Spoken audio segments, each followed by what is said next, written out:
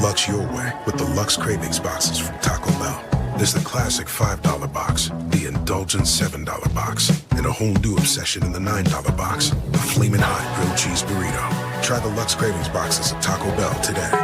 As sports fans, we may cheer for different teams, but there's one thing that we can all agree on. We want the game to be big. And with 3 levels, 30 cabanas, a 143-foot screen, 6 clean pools, and endless cold drinks, it doesn't get any bigger or any better than Stadium Swim in Las Vegas. All sports, all seasons. It's more than a pool deck. Stadium Swim. It's the only thing like it in the world. Check out the all-new Blue and Orange store at the Boise State Hall of Fame. The Blue and Orange store has your best game day gear. We're talking jerseys, hats, bumper stickers, car flags, more than 4,000 hats on the hat wall. If you want the best Boise State gear, make sure you check out the Blue and Orange store online at theblueandorangestore.com or the all-new Blue and Orange store down at the Boise State Allen Noble Hall of Fame. Sunny days call for Sun Cruiser Vodka Iced Tea. Made with real iced tea and real vodka. Refreshing and goes down smooth. Let the good times cruise with Sun Cruiser. How's your day going? Going good. Thank you again.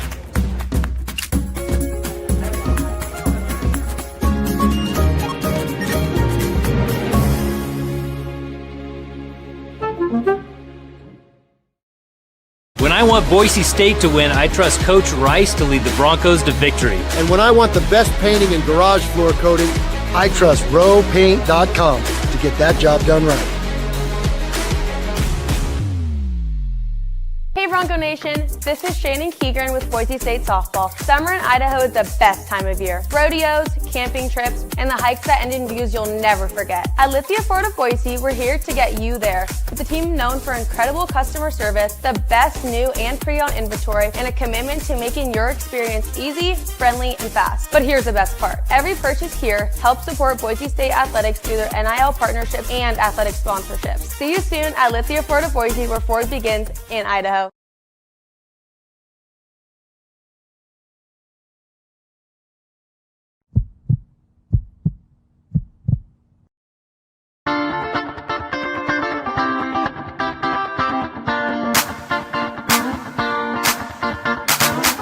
This is Bronco Nation News Live. The best interviews, the most informed opinions, the latest breaking news, all from the top Boise State insiders. Bronco Nation News Live is the only daily show that talks nothing but Boise State sports. And we do it with you. Give us your comments or questions in the ICCU YouTube chat. Or leave us a voicemail on the Signature Roofing voice inbox at speakpipe.com/BNN.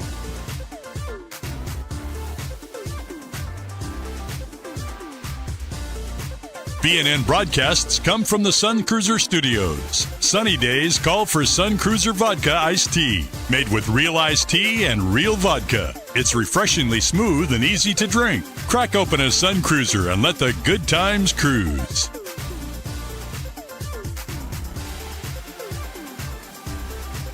Bronco Nation News is presented by our title sponsor, Lithia Ford of Boise, and our major sponsors, Taco Bell, Idaho Central Credit Union, RoadPaint.com, and the Blue and Orange Store.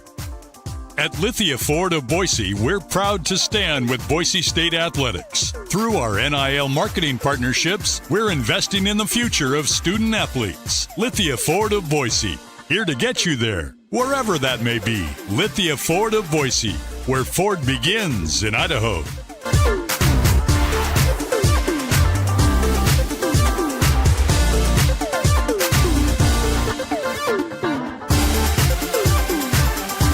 Broadcasting from the Sun Cruiser Studios, here's BJ Rains with another edition of Bronco Nation News Live.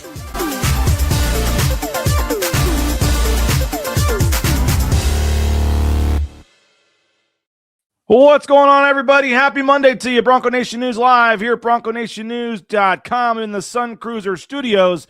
As always, our title sponsor, Lithia Ford of Boise. We appreciate Jim Sturk and company for their support of Bronco Nation News. My name is BJ Rains. We do this each and every day at 9 a.m. talking Boise State sports, football, basketball, Pac-12, college football, basketball, whatever else is going on. And pretty much every Monday, scheduling permitted, our man Brad Bedell, former NFL draft pick, NFL lineman, Boise State, Auburn, several other places, assistant coach. And we were always grateful and appreciative that Brad gives up a little time out of his full-time gig on a Monday morning to chat with us. And we're going to be right up your wheelhouse the next couple of weeks talking offensive line. But how we doing, Brad? Great. How are you? Doing great. Had some kids baseball over the weekend, but always enjoy waking up on a Monday morning knowing we get to talk with Brad and talk some football. And we are in our countdown of 26 most important players in the 2026 season. 26 players we're looking at in terms of their importance to the team. That, you know, it relies on a lot of factors: depth chart, other players at their experience. If this guy gets injured, what does it do to the team? If he performs poorly, what does it do to the team? If he performs well. A lot of different things go into it. And we had me, Nathan, Chris, kind of all put our list together and jumbled it together and got a little aggregate, voting system together. And we had Oscar Doyle, the punter, on Friday with player number 26. And we are now at number 25. And we did shift it around a little bit, like I said, because Brad, it doesn't make much sense to have an offensive lineman go tomorrow when we can have him talk about, a guy that actually played offensive line with you. So some of these numbers may be a spot or two off the original number. We jumbled it a little bit. So don't put too much stock into what number the player is. It's more what day of the week and just counting down to get to one. But always off-season football content, Brad. You can get as many lists and rankings and everything else to help fill 3 months, and that's what we're going to do here. Exactly. So much to talk about and so much time. I do want to talk about the college football playoff at some point. In our pre-show meeting, Brad, your internet went out when we were discussing the topics for today, and the Big Ten is backing, it looks like, the 2014 playoff. Doesn't mean it's official. Nothing's moving forward with that yet, but it is something I wanted to bring up a little bit later in the show. And then there was some reported numbers on the revenue payouts for the Pac-12 teams. I don't know if you saw that or not, Brad, but the Washington State went to the Board of Regents or put some budget together that was up for approval, and they kind of gave us our first glimpse of the payouts that all the teams in the Pac-12 are going to get with the media rights revenue and all that. And so still trying to figure out exactly what that means and how much truth is to it, but they were putting forth what they expect to get from the Pac-12, which was more money than about almost double more than what Boise State was getting with the deal with the Mountain West, if it ends up that the payments are correct. So we'll get. I'm still trying to. We may touch on that today, but I'm still trying to. That happened over the weekend, and I don't want to talk too much about it if the numbers aren't accurate. So we may get into that a little later this week, but we'll see kind of what is permitted. And as always, if you do have a question or a topic or a thought, for Brad or myself, put it in the ICCU YouTube chat, and we'll get to that here during the show. ICCU YouTube chat, and we appreciate Idaho Central Credit Union online, ICCU.com. Brad, so we're counting down 25 players, and like I said, I set it up on Mondays to pretty much have the offensive linemen that are on our list go, so we can use your expertise and talk about them. And number 25 on our list today, I mentioned Oscar Doyle, the punter, was 26 on Friday, but today Jason Steele is the young man that we're going to talk about on today's show. Has a brother on the team, obviously, but Jason Steele, 6'4", 300 pounds is what he's listed at. Marietta Valley High School out there in California. Redshirt junior this year, and was a 3-star prospect coming out of high school. Actually rated as a top 20 center by ESPN in the country. Played center and tackle in high school. Came in redshirted in 2023, but did play in 3 games. Saw a couple limited snaps, and then obviously had a couple starts in 24. Was pretty much a starter for most of the season last year as well. We'll dive into some of the specific numbers, but it looks like Jason Steele set to be the starting left guard on this year's team. He was able to participate in all of spring and get some reps there, which a lot of the offensive linemen were not. But before we dive into kind of some of the specifics, what do you make of Jason Steele heading into 2026? We've talked about it in the past. He's a young man that fits the trade of inside, right? Started at center in 24, not a lot, 3 games, I think it was. Started last year at left guard, played in 24 as a right guard. So he's kind of that jack of all trades, and, solidifying him at inside at 6'3", 300 pounds. I would say, looking him in the spring, and things like that. I would be shocked if he wasn't around 305. I think he looks heavier. He plays actually heavier than he's listed. He's a physical kid. I'll give him that. He's dominant. He can dent the defense really well. His lateral movement is what's really impressive, especially at all three positions, which is extremely important. He's kind of a guy that has been forced due to injury to play different spots and start some games, and he's taken advantage of it. So I think he's got a really high upside, and he brings a physicality inside opposite of obviously who we know is going to start at right guard, who I think will start at right guard. Carry on. Yeah, Roger. But it's a really good duo of guards with him sitting at that left guard spot. And when we talk about injury, which there's been a history of it, is it just the value that Jason brings, being him and started all three positions, is something that you just can't take it for granted. I mean, he's done so much for this program in starting all those spots in big games, championship games, things like that.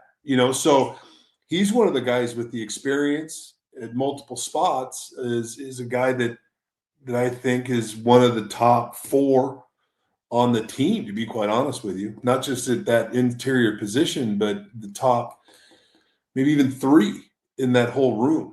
So I just think his athleticism has changed direction, and his physicality is what he brings and is what's needed, to be quite honest with you. And Nathan, it needs more of it. Yes. He needs to move on, and he needs to take the next step in physicality play, which he's shown to do.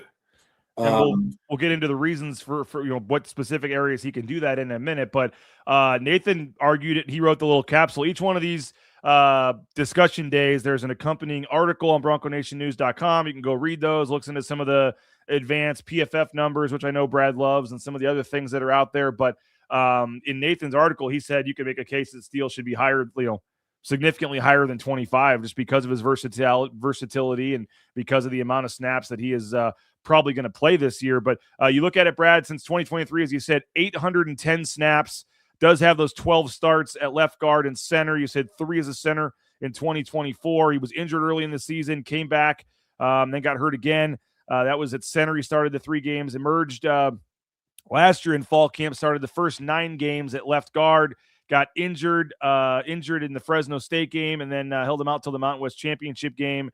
A 62.2 Pro Football Focus grade last season. That was 25th among all interior offensive linemen in the Mountain West. Only just 3 penalties called against him last year as well, but he did give up 20 pressures, which was the second most on the team.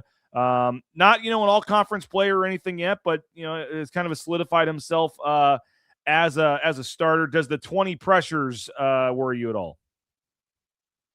No, because that's coming from PFF, which who knows what happened, to be quite honest with you. I mean, it's like, let's say he's playing left guard, but the right tackle gave up some penetration, and the quarterback had to float over the left guard, and he's sitting right there, and the pocket's good. They blame that on the left guard. And I'd have to look at all of them on film, to see really what's his fault, what's not his fault.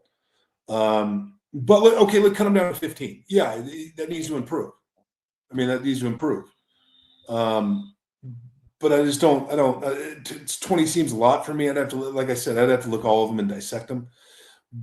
But I don't know. I mean, he's got to improve on it, but I'm not worried. I'm not sitting here petrified because some geek at PFF said that he gave up 20 pressures. Now, you mentioned the versatility he has could play some right guard, has started 3 games at center. Tim Keene said they are going to get him some reps along with Roger Carrion, along with some of these other guys at center, because you never know what could happen during the season. But I know it's pretty standard, those interior guys, you got to be able to play all 3. But what the fact that he has played all 3 in games and has some experience, I know they hope that everyone stays healthy and he can play left guard and you don't have to worry about it. But the fact that he does have experience starting at center and has played some different spots, how important could his versatility be this season?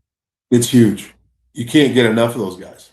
And obviously he's been a 2-time academic All Mountain West kid. 2-time, Mountain West. Did you ever win any academic awards when you were playing, Brad? Hell no. Academic. Yeah, I won the academic award for missed classes. No, I watched film. I watched film all day and then made up my GPA in the off season. But he's smart, right? So, what do you need at center? You need a young man that's smart, that has a command, that is respected, and he has that. And I'm not saying if he steps in at center, it's very comfortable. He can play center, right? He can play any three, and if somebody said, "Oh, such and such went down, Steele's got to move," I'm like, okay, cool, whatever. He's going to be fine. Not worried about it, right? And then like I've told you, or we've talked about it, and this is what I think Coach Keene needs a lot of credit for. And a lot of O-line coaches do it. They don't talk about it enough. Everybody does it, but Coach Keene does a good job of it. He moves everybody around. We've talked about he's going to do it in fall camp because you just don't know what happens. So he's going to get snaps at both guards. He's going to get snaps at center. They're going to mix the combos up. And that's just not cohesive offensive line play. You need that, right? But you need to set up the kids for success if that happens. And Coach Keene's done a great job of it. And so, the players need to buy into that, which they have. Coach Keene does a nice job putting him in the position to do that. And that just helps in just, you're banking reps when the season happens. And if something happens that I really hope that doesn't happen, is injury, right? Nobody's hoping anybody gets injured, but history has shown that there's going to be, lineman or two miss a game due to injury. And they haven't skipped a beat, right? Maybe a couple protection flaws going down there or something like that, or some physicality issues, but I just don't think that's an issue with this young man. So go ahead. Go ahead. No, Go ahead. I was just going to say, so what about the new left tackle? Cage Casey's gone. There's going to be a new starter at left tackle. We're presuming that to be Tyler Etheridge, the CSU Pueblo kid. He is on our list, obviously further down the list as we see as being a little more important.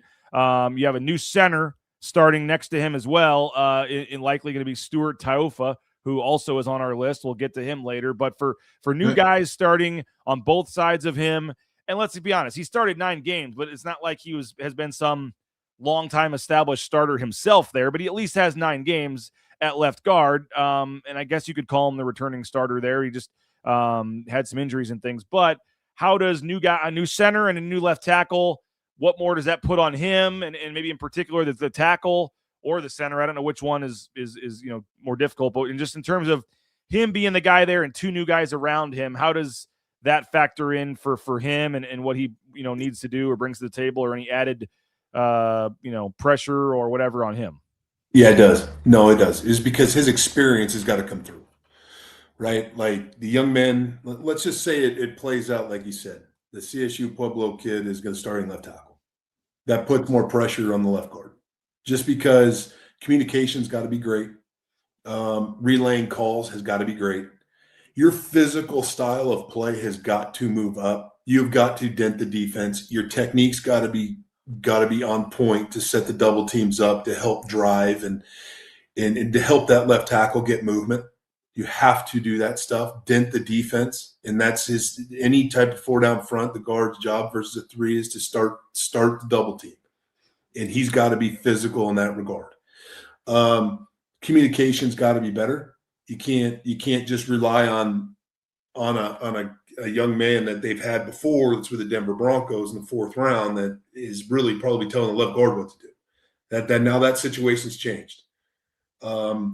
And so that needs to improve. That means a leadership quality has to improve. But I think the center is going to be okay because of what the 2 ends have, the 2 guards experience was, right? So I think that's going to be okay. I think the communication with that left tackle, because of all the edge issues that could come up in a game, really through protection and the adjustments off of protection up front, that's where Jason needs to do a great job being able to peek outside that box and go, hey, we got an issue here. You better get it out. So I think as the left tackle comes more comfortable, but that's going to take the left guard to really step up his communication and become a leader at that spot. Because if there is no communication, it is going to get ugly in a hurry. But I just don't see that happening. So as we wrap it up on Jason Steele, again, he's our number 25 player in the countdown of the 25 most important players. Putting all of the last 15 minutes together, how do you feel about Jason Steele as the starting left guard, and just your final kind of big picture thoughts on him going into his redshirt junior season here? I like him. I think he's going to have a great year. I think he's going to understand the physicality of that position and bring more to the thing as he gets a year older. This is kind of the year, right? Your sophomore year, okay, you've played a little bit, you're kind of growing into it. Your junior year is now where he should be in the conversation of some all-conference stuff and see how it goes. I think he's set up to be very successful. I just think it's now him to take the next step, or three things. Number one, physical. Number two, communication with the left tackle. And number three, be prepared to play all three going into the year. Those are the top three things that I think his next step is to get the 1,000-yard rusher again in the back and cut down the pressures by him. That's my feeling on the young man. Well, and again, and stay healthy. Now, he's one of them. Yeah. He's one of them. He's been banged up. So, but he was able to get out there all of spring, which was nice. Oh, no, absolutely. And that's great. But stay healthy. I mean, we're going to see a lot of this. We're talking about offensive linemen. It's not just him. I mean, there's a couple of guys that got to stay healthy. Oh, yeah. Well, I believe all 5 linemen are on our list just because of the importance of the O-line this year, and especially with a team that's going to run the football. And so he's one of the guys that's going to be counted on. And like I said, you could make an argument he should be higher on the list than he is, but your center, your tackle, probably, in some people's eyes are a little more important overall than maybe a left guard when you're looking at the line and with the new guys coming in and who you're replacing and things like that. Guards aren't exactly the greatest they want to talk to or talk about. But they're one of those, they're kind of like, when you never hear anything about them, that's a good sign. When you hear something, they screwed it up. It's like an umpire in baseball or something. And Brad froze. I make a great point, and Brad freezes there. All right, well, we'll get him locked back in. Our number 25 player, Jason Steele. Again, 12 starts, looking to build off of that. Your starting left guard. We're going to take the next couple weeks and introduce you to all the players on this team, all the starters. 25 down. 24 will be coming up tomorrow with Jay Tust here on Bronco Nation News. Again, the 26 most important players. The CFP, 24 teams. What do you like? Do you like it? Do you not like it? What format of a 24-team playoff would you like to see? It's back in the news again this week, and we'll discuss and tell you why here in a minute.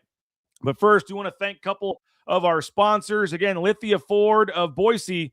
Lithia Ford of Boise. Check them out online, lithiafordboise.com. They got Spencer Danielson in one of their vehicles. They got Jeremiah Dickey in one of their vehicles. They got NIL deals with student athletes from multiple sports. You see Shannon here on the softball team. So, hey, when you're looking to buy that next new or pre-owned vehicle, support our title sponsor and support somebody who supports Boise State as big as anybody, and that is Lithia Ford of Boise. Online, lithiafordboise.com. Sun Cruiser. Check out Sun Cruiser, your local gas station or grocery store. Vodka lemonades, vodka iced teas. So many great flavors right now. Recommend the blueberry lemonade. Strawberry lemonade is vodka is great as well. Sun Cruiser. Pick up a Sun Cruiser and let the good times cruise. Hey, Idaho Central Credit Union, ICCU.com. Appreciate them. There's a branch pretty much on every corner, but the easiest, that mobile e-branch online banking right there in your smartphone.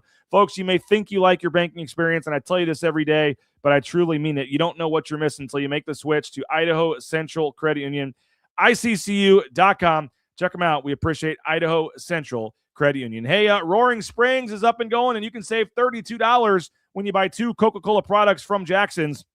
2 Coca-Cola products from Jackson's, and that can save you up to $32 at Roaring Springs, and that's from our friends at Jackson's and Extra Mile by Jackson's. TacoBellWorks.com. We were at Taco Bell over the weekend. Loving the crunchy chicken cantina tacos. They've got the menu changing pretty much daily. The cantina bowls are a favorite of mine as well. My kids love the slushies, and so many great options. So Treasure Valley Taco Bell, we appreciate them. The SON Management Group, the Nicolason family, Stan and Steven, the whole crew there. So next time you're looking for a delicious, affordable, quick meal, think Treasure Valley Taco Bell locations. And the 40th anniversary of the Blue Turf is ongoing, and those jackets, they're still going. Limited number left. You can get a fully customizable varsity letter jacket, the old Boise State logo there on the front, commemorating the 40th anniversary of the Blue Turf. It is fully customizable. Check it out from our friends at the Blue and Orange Store. All kinds of merchandise and mementos for the 40th anniversary of the Blue Turf. You can check those out online, the Blue and Orange Store, theblueandorangestore.com. All right, Brad Bedell is back with us. Looks like he's back on the cell phone here, Brad. We having some internet issues there? Yeah, computer issue. I think you just want to show the guns off a little more, leaning forward like that. So. No, I do not. But I don't know. I can't stand computers. All right. Well, they're awesome when they work. Yes. All right. 2014 playoff. How do you feel about it? Are they going to move the season up? Well, one of the thoughts of a 2014 playoff is they would probably have to eliminate conference championship games. So that'd be a big part of it. And then no, strike one. You don't are they like going that? to keep? No, I hate that. Are they going to keep week 0? They would have to probably move the season up, and then there would have to be less time between weeks and things for the playoff. Okay, if you go to 2014 playoff, get rid of week 0. It's pointless. I don't care if you play out of Hawaii. You don't get the extra game. That's number 1. Number 2, cut the bye weeks in the playoffs. There's too many of them. In the 2014 playoff, they're going to be when's the national championship game? February? No, I think they would. I mean, they would like to move it up earlier, right? It used to be like the 10th or 11th of January, and now it's like the 20th of January. Yeah, I mean, you got to really dive into the FCS playoff system. They have it down pat. Yeah, and they start and they roll. I just don't. But why are you against the conference championship game being canceled? Because I want a true conference champion in a game. I don't. That's what I want. I don't want all of a sudden now we're going back and say, hey, how do we determine? We're determining conference titles by records, right? Now you're going to have to get into ties, then you're going to get into point differentials, and now we're back into we're just choosing conference titles back to the BCS computer rankings. If there's that issue, right? Now you're getting back. Let's go to the SEC. What happens if it's Tennessee and some other school, but that school in Tennessee didn't play? They should be playing in the conference title then. But a lot of people would say that's just money driven, and it can only hurt you in terms of the playoff for a lot of teams. Doesn't necessarily mean much when it comes to the playoff, but like I said, an extra game could hurt you. What you did in the regular season why do some teams get penalized for playing the extra game that other teams don't have to? But you're not getting penalized to go to a conference title game. Well, some teams that are on the edge of the 12 when it was at 12 now, some teams on the edge, if you lose that extra game, they're thought that other teams could pass them or that it would hurt them in terms of giving them a third or fourth loss or something. Then keep the conference title games and don't have them it doesn't affect them. Don't have what? Don't have them affect them then. Just go, hey, the rankings are set or something like that. Games or something? Yeah, it's a conference title game. The winner is the conference title, and if the loser is already in, then the loser's already in. But I'm just I just think right now that I don't trust these guys can barely get 8 teams right. Now they're going to get 24 teams right. And without conference titles, you're going to go into tiebreakers and you're going to go shit. So that's going to create a whole other mess. So I just don't understand. Getting rid of the conference championships, a part of this is a non-starter for you. Yeah, I don't understand why we cannot award conference champions. I mean, go back. I mean, it's a joke. I just don't. I hate the fact of this whole thing is we're not going to award conference championships. Conference championships they're a big deal, in my opinion. Mm-hmm. And so, why are we going to go around and it's like, hey, you're the conference title. Okay, move on. Okay, cool. Move on, I guess. I don't know. Okay, so I'm just not a big fan of it, man. I just don't like mediocrity. They're at 12 now. It could go to 14 or 16, I guess. There are other options as well. But if it goes all the way to 24, there's talk about should teams get. I think I know where you would land on this, but how do you feel about okay, the SEC and the Big Ten get 4 guaranteed spots. Big Ten, ACC, or the Big 12, ACC can get 3, and then you're going to have 2 group of 5s and then a couple at larges or something. I mean, if it's set spots, are you okay with that? Some people say, hey, if you're going all the way to 24, you should give all 10 of the conferences their champion gets in, and then just 14 at larges after that. There's just the best 24 teams. Where are you on how they should field the 24 teams if it does go there? Well, I like the fact of the best 24 teams. What I don't like all of a sudden now the ACC is guaranteed 3 teams. What's that third team in the ACC going to look like? Yeah. Why is that team any better than the second Pac-12 team? I mean, that's my issue. You know what I mean? I just don't. The SEC and the Big Ten, they're just getting together trying to run the show here, and it'll be a non-starter if they don't get 4 guaranteed. Right? Mm-hmm. So they're going to get them regardless. Now, I would argue in last year, the number 4 Big Ten team probably has an argument to get in because in my opinion, it was the best conference in college football. You would think most years the fourth place team in the SEC or the Big Ten would be among the 24 rank. If they go to 24, right, they'd be in the top 24. Not the ACC. And the Big 12, who knows? In the Big 12, I mean, who? Let's say the Big 12 gets 3 teams. Who's the third best team in the Big 12 last year? You had what? Texas Tech, Arizona State, right? And Utah. No, Utah was garbage. It wasn't sure as hell wasn't Colorado. They stink. Let's see here. Good old Google. Big 12 football standings from last year. Love doing this on the fly here. The third ranked team in the Big 12 last year was. Oh, scroll down here. Utah was 7-2 in the league. Yeah, Utah. Yep. Houston and Arizona State were 6-3. Got it. Houston was 10-3. Utah was 11-2. Yeah. Oh, it was BYU, not Arizona State. That was 2 years ago. I was thinking of BYU last year was 12-2. They'd have an argument to get in. So take two from the Big 12. I would go this. Why even do that? Like, why guarantee the spots? If you're going to go that big of a playoff, the best teams will get in. Oh, I agree. Yeah, I agree with you there. But what they're trying to do is to get away with. They're trying to do the guarantees because they don't want to see in the top 25 or top 24, whatever team is going to. What they're trying to get out of Boise State sitting at 20, Memphis is sitting at 22, and Appalachian State sitting at 23. That's their nightmare. That is their absolute nightmare. They'll take one out of the 24 being group of 5. They don't want more than that, probably. No, they don't. But if they go the best 25 get in, which I'm all for, but that's their nightmare. They'll never let it happen. Out of 10 years, well, who knows? Because in 5 years, they might all be blown up again. But just say the conferences stay the same, just for percentages. Out of 10 years, how many times do you think the top group of 5 team should be from the Pac-12?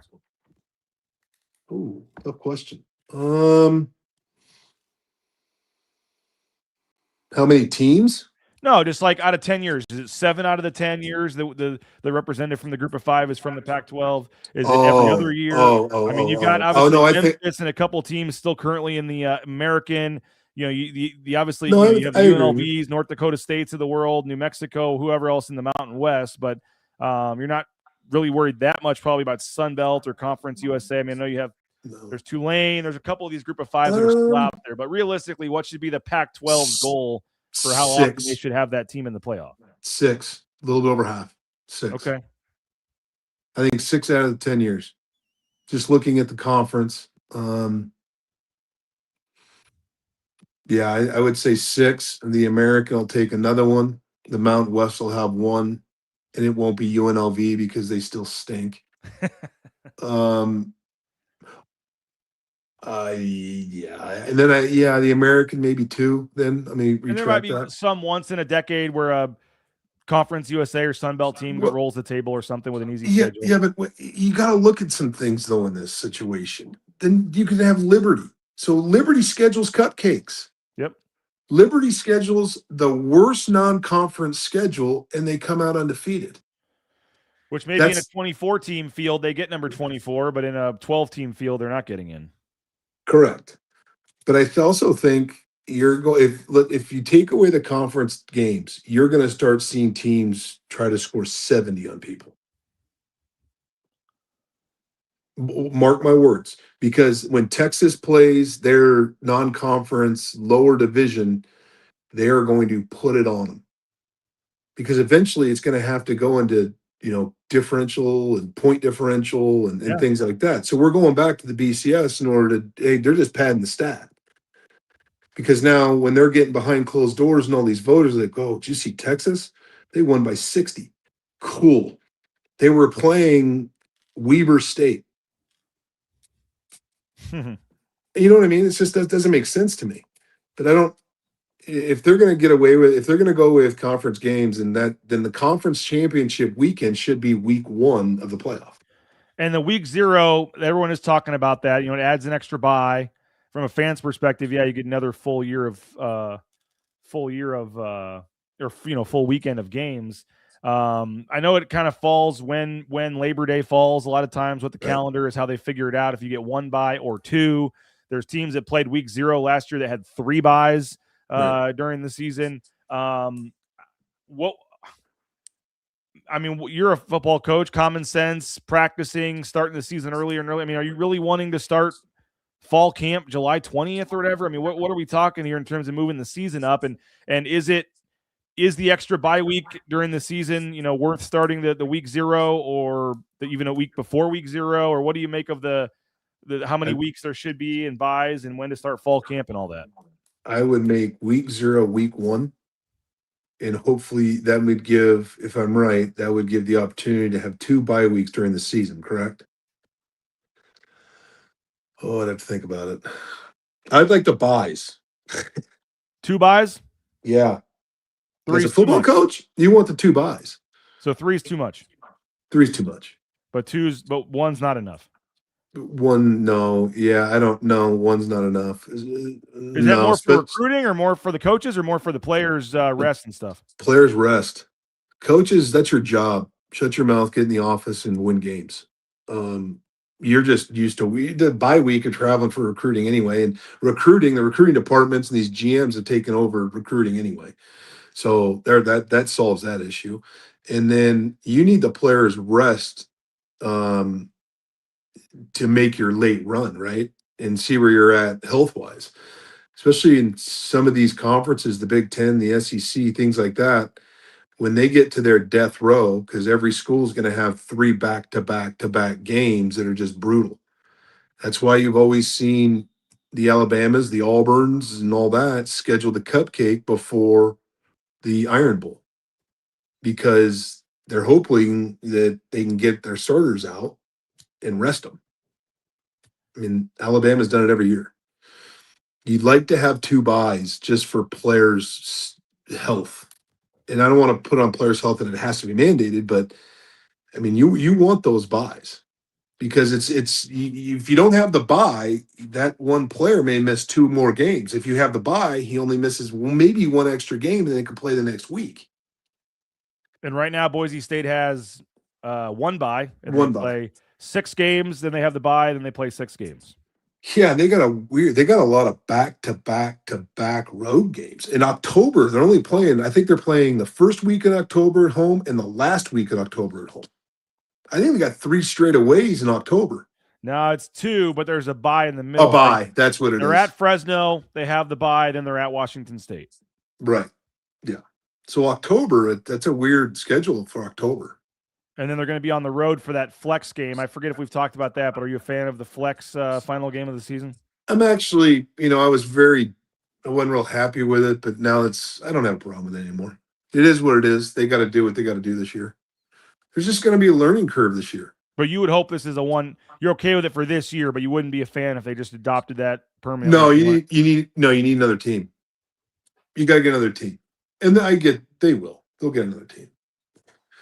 But is it worth taking Rice or North Texas or somebody like that as opposed to, if you can't get the right team, aren't you better off playing one of these teams twice? Yeah. No, I agree with you there. You need the right team that's going to help TV revenue. Not, you know what I mean? You need somebody to come home. You'd love to have Cal and Stanford get out of the ACC and come home. That's what ideally, that's what you want to do. Which maybe you say, okay, that can't happen for 6 years. We're just going to, it sounds crazy, but for 6 years, we're just going to do this dumb thing, or we're just going to wait and eventually get them back. I don't know if you panic and take a team now that you don't really want. If you think in 5-6 years, it's all going to change again anyway. If you can get the right team and panic, I don't know, Memphis. That's not a panic to me. No. I wanted the whole Memphis, Tulane, even South Florida sounded crazy, but if you had the whole, if you could get all 3 or 4 of those guys together, even UTSA was talked about, take all 4 of those American teams. I would have been okay with that, but that was before Texas State got added. And yeah, I don't know. Yeah, I would say, I would agree with you there. I mean, Memphis, Tulane, North Texas was good with Chad and they took off. But you're pretty confident they're going to add somebody. They have to. Okay. I'm actually very confident. After this year, they will add one. As confident in splitting tens? As confident as splitting tens.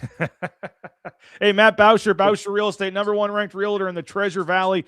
Matt Bauscher and Bauscher Real Estate. Check them out online, BauscherRealEstate.com. We bought and sold our home using Matt and his team, and we're just so thankful we did. We're in our dream home right now, and it's thanks to Matt and his team. 252-9877. I know everybody's got a lot of friends and family that are realtors in this town, but if you want someone that's going to fight for you every step of the way, that's Matt Bauscher and Bauscher Real Estate. Hey, Signature Roofing, mysignatureroofing.com. Whether it's a full re-roof, a repair to your roof, maybe you need an inspection, an estimate, they got you covered. Signature Roofing, again, mysignatureroofing.com. I can connect you directly with Joel, the owner, if you'd like me to start that connection for you. But it was a great process. We're loving our roof from Signature Roofing, and you will as well. Signature Roofing, again, online, mysignatureroofing.com. Hey, Element Fencing, same goes for them. Decks, pergolas, fences. They've repaired our fence a year or two ago at our old house. Again, Element Fencing, elementfencing.com. If you're looking for that fencing project, Brady and his staff, 25 plus years in the fencing industry. They'll help you build it from the ground up. They'll get the plans, and it's just so easy process. And again, I'd be happy to connect you directly with the folks at Element Fencing if you want to get that process started. And nothing hurt, just get an estimate and see what it might cost you. It's probably cheaper than you think. Hey, Ridley's Family Markets, shop ridleys.com. 13 locations in the state of Idaho, surrounding states. Don't think local, support local folks, support Ridley's Family Markets. Great deals and just a friendly environment and staff, and kind of have that family feel when you walk into a Ridley's. So Ridley's Family Markets, again, online, shop ridleys.com. And if you got a painting project, I'll connect you with Andy Rowe directly himself. RowePaint.com, all your painting needs, whether it's interior, exterior painting, those concrete coatings. They can transform the look of that ugly concrete slab in just one day with their world-famous concrete coatings. Appreciate Andy and company for their support of Bronco Nation News. Check out RowePaint.com, 991-0567. All your painting needs. Again, RowePaint.com. All right, Brad, we're wrapping up the show here. I'm looking, let's see. All right, if you got any other questions or comments, there's 17 Saturdays, September through December, Double O'Neill says. FYI, 17 Saturdays, September through December. And I guess he's talking about the extra playoff weeks and things. Blake wants 10 auto bids. Every power conference gets one, plus a group of 5. Then the rest get distributed on how much NIL each conference generates. More NIL money, less auto bids because you shouldn't need it. So he's saying the less you pay for NIL, the more impressive it is if your team's good. So you should get rewarded for that. In theory, I like the idea. You're proving that you're doing more with less, better coaching job, better whatever, but that would never happen. Not happening. Especially there's some things coming out now at some of these schools and are in big deficits. Oh yeah. Well, I think somebody said, I forget which coach it was, said that they're talking about maybe upwards of 10 schools that have $40 million rosters. Yep. Somebody mentioned somewhere that Syracuse may have to drop sports, and I don't know. I think we're starting to see. We're seeing tennis teams getting. Arkansas announced it, and then they actually got so much 5. backlash that they changed their mind on it. I don't know if you saw that or not, but yeah, they dropped it, and then they raised $5 million to put it back on. Yeah. I mean, and it's that's when they dropped Boise State baseball, they tried to do a big thing to raise money to bring it back, and it didn't work. But I mean, that is that's being real. You're seeing sports being cut at other schools just so they can pay players on the football team. Agreed. So now you're going to go into Arkansas is a great example. So is that sport going to be privately funded now? The school has nothing to do with it. We're not funding it. We can no longer afford this sport. So if you want to fund it, we need $5 million every year. Wow. And how would that change? Like, I don't know, the school's not giving you money. I don't know that I don't think that's sustainable long term. No. And usually, to be honest, every athletic department really runs in a deficit, right? Yeah. I mean, that's common. The football that's team been common and the men's before basketball team usually are your two teams that finish in the positive, and then they pay for every other sport, and then you usually break even or lose money overall. Correct. That's why the argument of athletic department revenue share, when that came out with, besides the 23 million, right? Well, all these kids should just get revenue sharing of the athletic department. Oh, cool. We're going to share nothing. So does that mean the player has to give their stipend back because we're out of money? It's just, it's some of these athletic departments, if they ran a small business like this, they go bankrupt in 2 days. Well, and I get it that I do get, and this is a bigger discussion and we're out of time, but I get like some of the bigger schools, I guess, should theoretically be able to pay more, but when it's up to the school how much they want to put in, and they say, oh, there's this cap at 20 million, so it's all going to be even. Well, a lot of the schools can't afford the 20 million, and then the schools that can are going over the 20, whether it be through the horseshoe collectives of the world with Joe Nickel and everything else. So it's never. I mean, in theory, if every school would pay the same amount and it was a salary cap and it was like a pro sport where you just had your amount of money that you could spend and the school next to you is spending the same amount of money, and you put your roster together and you make it work, and I mean, there'd be more parity and more, whatever. But obviously that's never been the way it is, and never the way it will be with schools like the SEC and their budgets and things. Right. The NFL model. I mean, that's what it's going to come down to, revenue or collective bargaining, all that stuff. It's just not happening. I mean, I heard somebody that Ohio State's roughly 50 million. For what, their football roster? Yeah, for the roster. 50 mil. Well, I mean, I even heard on the basketball side, you're talking about centers that played 6 minutes a game and averaged 1 point a game, asking for $1 million in the transfer portal just because they're 7 feet tall. Exactly. Like it's why isn't Boise State getting this guy? It's like because their budget is $3.5 million and this guy wants $2 million. Well, and there was an article. I'll have to bring it up. I'll send it to you. I got to find it. But I think it was either 58 or 62% of the football transfer portal kids aren't playing this year. They didn't find a home. Wow. So they're done. They're retired. They're done. So, that's the other thing is it's just weird. Blake M says having to cut sports to pay other athletes is against everything public education is about. We're going to cancel sports just to pay other athletes. It's against everything that public education should be about. Well, yeah, there's a lot of things. Should the starting quarterback may be the top 6 highest paid professor on campus? And he's a freshman and never. I think last year's basketball team, you had 6 players making more than any of the assistant coaches were. Right. So you're in a practice and he's trying to get on you for your defensive stance or whatever, and he's like, "Well, who are you to talk about? I make more than you do." Yeah, but if you're finding the right guys, that they won't do that. And I'm sure and that's happening all over a football field. So we'll see. That's the discussion for a bigger day. We kind of got off topic there, but Jason Steele, number 25 on our list. We'll continue to track those down. Tomorrow we'll have Jay Tuss. We'll be at number 24. And then next Monday we'll have another offensive lineman, I believe, to talk with Brad as we continue down the list. This will take us through most of May and June, and then we'll have some big picture kind of questions and topics. Brad, are you in again for the Vegas trip for Circa for the contest? When is it? It's the same week 0 that it's always been. It's like August 27th, 28th, 29th, I believe. Should be, yeah. Okay. All right. Well, more details to come on that, but we did renew our marketing agreement with Circa, so they're back for another year, and that includes us doing the shows down there. We're hoping to get a big big contingent of fans down there this year to sign up for the contest. It's always a fun couple of days. You get to watch Brad Bedell play blackjack. I mean, that's worth $1,000 entry fee in itself for the football contest to hang out at Stadium Swim Pool and have a beer with Brad and watch him play some blackjack. That's he's got to find me. That's worth the price of admission by itself. It's true.